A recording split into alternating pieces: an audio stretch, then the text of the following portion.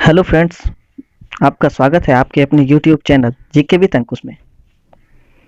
Merit वाले अभ्यर्थी ज़्यादा परेशान ना हो, क्योंकि जिनका नाम मेरिट लिस्ट में आ गया है उनकी नियुक्ति पक्की है। ऐसा मैं नहीं बल्कि शिक्षा मंत्री खुद कह रहे हैं।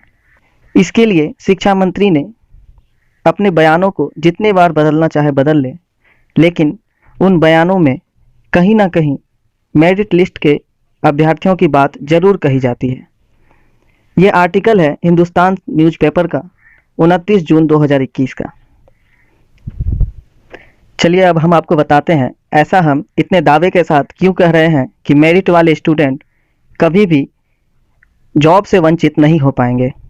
यहाँ पर आर्टिकल को जब मैंने पढ़ा, शिक्षा मंत्री विजय कुमार चौधरी ने साफ साफ कहा है कि एसटीईटी उत्तीर्ण अभ्यर्थियों को यह समझना चाहिए कि यह पात्रता परीक्षा की मेधा सूची है, नियुक्ति की मेधा सूची नहीं है।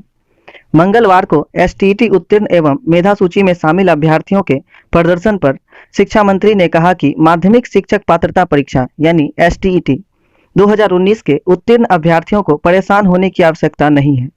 जो अभ्यर्थी उत्तीर्ण एवं मेधा सूची में हैं, ये पॉइंट को आप गौर करिए, जो अभ्यर्थी उत्तीर्ण एवं मेधा सूची में हैं उनकी स्थिति पूर्ववत बरकरार है।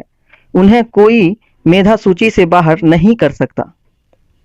यहाँ पर आपको समझ में आ जाएगा कि जो एस्टेट का परीक्षा उत्तीर्ण किया है और साथ ही मेरिट में भी नाम आया है, उसे अब कोई भी जॉब लेने से नहीं रोक सकता। ऐसा मैं नहीं बल्कि शिक्षा मंत्री विजय कुमार चौधरी ने कहा है। लेकिन फिर भी इनके बातों पर विश्वास करना अब हमारे बस की बात नहीं है, क्योंकि इन्होंने इतने बार अपने बयान को बदला है। इसके जस्ट नीचे शिक्षा मंत्री अपने बात से फिर मुकर गए हैं। नीचे लिखा है, शिक्षा मंत्री ने यह भी स्पष्ट किया है कि शिक्षक पद पर नियुक्ति नियोजन इकाई द्वारा तैयार मेधा सूची के आधार पर होनी है, ना कि एसटीटी पात्रता की मेधा सूची के आधार पर। जस्ट उल्टा, इसके ऊपर में लिखा है, जो अभ्यर्थी उत्तीर्ण एवं मेधा सूची में हैं उनकी स्थिति पूर्ववत बरकरार है और उन्हें मेधा सूची से कोई बाहर नहीं कर सकता।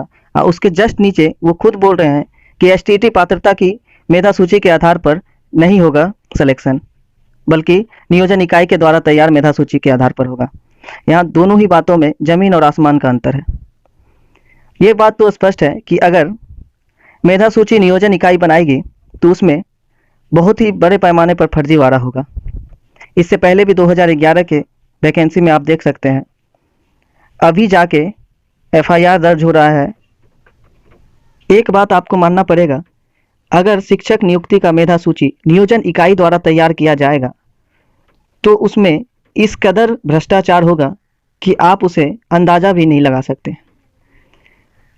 हर एक पद को पैसे के द्वारा खरीद फरोख्त किया जाएगा, एक एक सीट के लिए बोली लगाई जाएगी। यहाँ पर तो आपने 2-4-10 पैरासूट कैंडिडेट के बारे में हल्ला भी कर दे रहे हैं, लेकिन वहाँ पर आपको कानो कान पता भी नहीं चलेगा कि कौन और किसका कितना नंबर है और कैसे वो मेधा सूची में शामिल हुआ।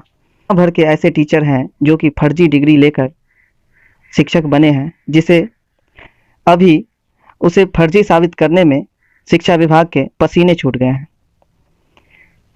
इसलिए आपसे निवेदन है कि आप अगर आंदोलन कर भी रहे हैं तो आप इस बात पर आंदोलन करिए कि क्वालिफाइंग डेटा मांगिए कि आखिर अगर मेरिट में जो स्टूडेंट शामिल हुए हैं उसका मार्क्स कितना है, उसका रैंक कितना है, और जो नहीं शामिल हुए हैं उसका भी मार्क्स कितना है और वह कितने रैंक पर है।